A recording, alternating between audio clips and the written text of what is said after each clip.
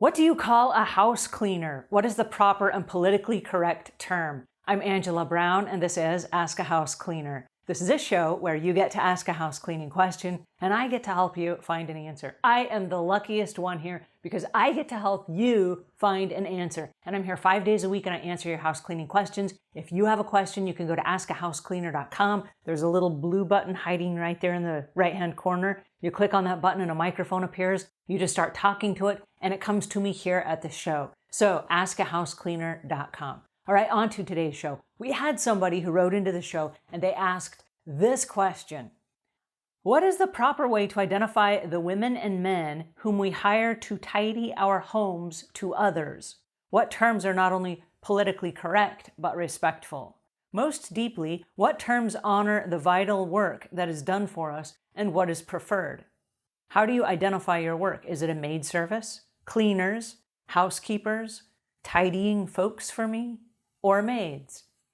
All right, I love this question because there's a lot of confusion out there and there are a lot of fancy titles that have been made up to add flair to the house cleaning industry. So your job sounds more important than it actually is. Now, house cleaning is actually a very important job and there's no shame in calling it straight up house cleaning, right?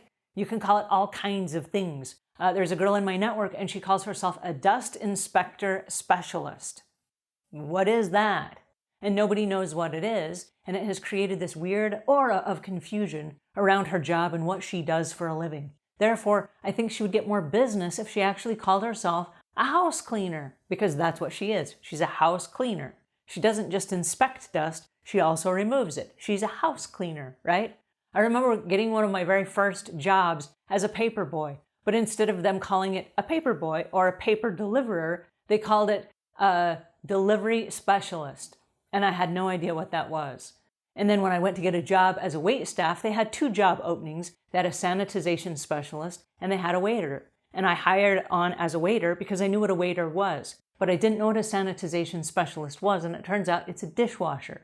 They could have just said a dishwasher or a wait staff, right? I know what both of those things are, but the fancy title drew me to the other one that I understood because I felt stupid. And I didn't want to say, hey, what is the sanitization specialist? That actually paid more money per hour than the wait staff, right? So titles can be confusing. Now, we are in an era where there are a lot of house cleaners that will get their feelings hurt if you call them by the wrong name.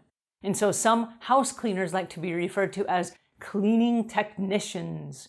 But what is that? What is a cleaning technician? And is someone going to recommend a cleaning technician to their friend?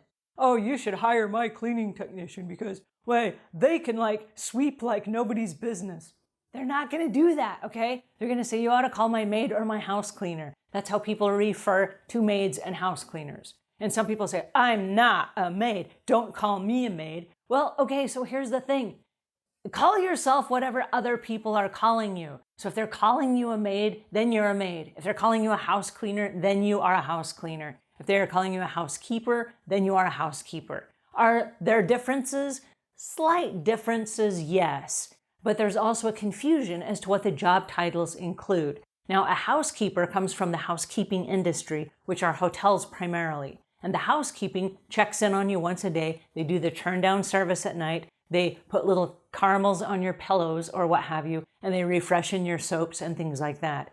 House cleaners don't do that primarily. They don't do the daily chores. They come in and do weekly or bi-weekly chores and they clean, they scrub out toilets, they scrub out baths and showers and sinks, and they mop floors and things like that. They clean houses. So to say you are a house cleaner, it's super easy. So I've always decided to go with the simplest term because it requires the least amount of explanation. Here's the psychology behind that. If I'm a cleaning technician and I have this fancy title and no one else knows what it means, they're not going to turn around and recommend you to their friends. But if I say I'm a house cleaner and I own it and I'm proud of it, then they say, oh, she owns it and she's proud of it. I own it and I'm proud of it too. And they'll turn around and recommend you to their friends because you are a house cleaner and that's easy to say, right? My name is Angela Oberer, right? I got married 19 years ago and I took on my husband's name, which is Oberer. But my maiden name is Brown. I've been Angela Brown my entire life. And Brown was easier to say then Oberer. So I stayed with Brown. I'm Angela Brown. It's easy to say. It's easy to remember. House cleaner is easy to remember. When people can say Angela Brown, house cleaner, it's easy for them to recommend you, right? So pick a name. It doesn't matter what the name is, but pick a name that is easy to remember and that people understand what it means. If you take a 5-year-old, a 5-year-old is going to school, and they say, what does your mommy or daddy do? And the kid can't come up with a fancy title and they don't know what it means. They're not going to be able to communicate it to their friends. You want to make it that simple so that when the kid is at school, my mommy cleans houses. And other mommies in the room will say, what? I need a house cleaner. I should hire your mom. You see how that goes? So just people talking about you in terms of what you do can promote you. So make it so simple that people know who you are and they know what you do.